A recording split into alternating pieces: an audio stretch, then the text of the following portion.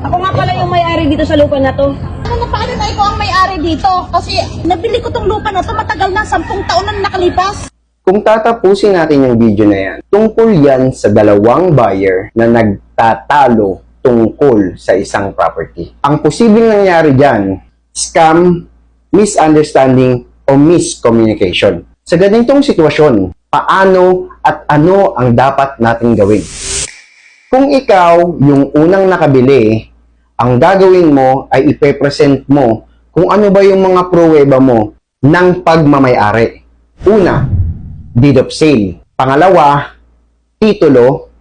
Pangatlo, isama mo na rin ang tax declaration. Paano naman kung ikaw yung pangalawang bumili? Una, syempre, i-double check mo kung ano ba yung mga pruweba ng unang nakabili.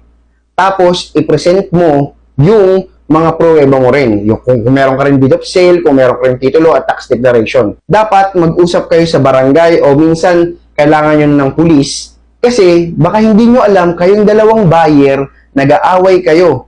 Yung pala, parehas kayong naloko. Kung may tanong kayo sa mga ganitong sitwasyon, just comment down below. Follow for more.